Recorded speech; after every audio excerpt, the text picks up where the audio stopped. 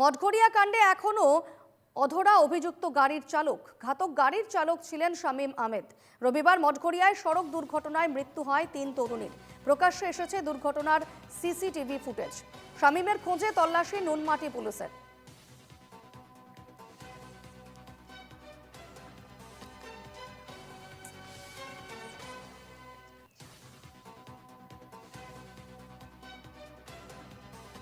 দুর্ঘটনার CCTV footage ইতিমধ্যেই প্রকাশ করা হয়েছে, যেখানে দেখা যাচ্ছে দুর্ঘটনার মুহূর্তের সেই ছবি।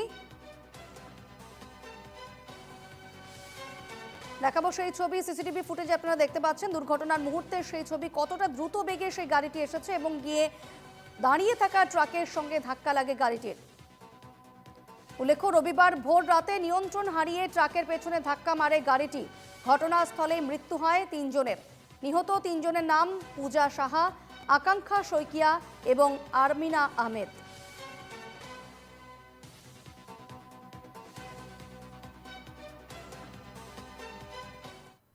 যি ভয়ঙ্কৰ দুৰ্ঘটনা, সেই দুৰ্ঘটনা 28টা ঘণ্টা উকলি গ'ল। কিন্তু বৰ্তমানলৈকে যিগৰাকী চালকৰ আসনত যিগৰাকী ব্যক্তি আছিল শামীম আহমেদ, সেই শামীম আহমেদক কিন্তু বৰ্তমানলৈকে আৰক্ষীয়ে ধৰিব পৰা নাই। অব্যাহত ৰাখিছে তেওঁলোকৰ অভিযান। শামীমক বিচাৰি তেওঁলোকৰ অভিযান অব্যাহত ৰাখিছে, কিন্তু বৰ্তমানলৈকে এই শামীম আহমেদক ধৰিব পৰা নাই বা আটক কৰিবলৈ সক্ষম হোৱা নাই আৰক্ষী। কিন্তু আমি দৃশ্যাংশ দেখাব চেষ্টা কৰিছোঁ। এই যিখন বাহন, এই অভিশপ্ত বাহনখনতে আছিলে সেই 3গৰাকী যুৱতী আৰু শামীম আহমেদে চালকৰ আসনত আছিলে।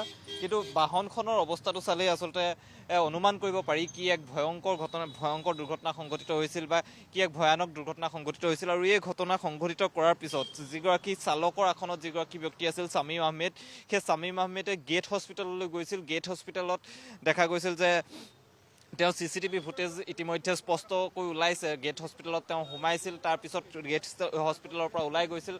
এইসমূহ সকলো তথ্য আৰক্ষীয়ে ইতিমধ্যে পাইছে, কিন্তু বৰ্তমানলৈকে এই চালকগৰাকীক আটক কৰিবলৈ সক্ষম হোৱা নাই। আৰু চালকগৰাকীক আটক নকৰালৈকে বা চালকগৰাকীক যেতিয়ালৈকে ধৰিব নোৱাৰে তেতিয়ালৈকে কিয় তেওঁলোক ইমান ৰাতি ক'ত গৈছিল বা কমেডি শ্ব' কথা ইতিমধ্যে তেওঁলোকে কৈছে।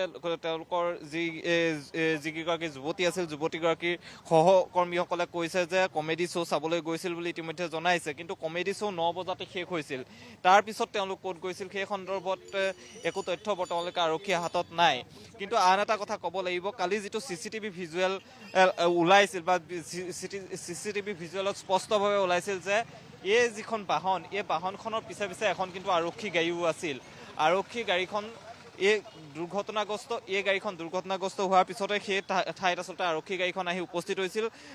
2জন আৰক্ষী নামি যোৱা চিচিটিভি ফুটেজ সম্পূৰ্ণৰূপে ধৰা পৰিছে। গতিকে তেতিয়াই যদি শামীমক বা সুধিলে হয় বা শামীমক ধৰিলে হয়, তেতিয়া আচলতে যিসমূহ আচলতে ৰহস্য, সেই ৰহস্যসমূহ বাহিৰলৈ আহিলেহেঁতেন। কিন্তু শামীমক যিহেতু পোৱা নাই, গতিকে শামীমক নোপোৱালৈকে বহুকেইটা ৰহস্য হৈ থাকিব।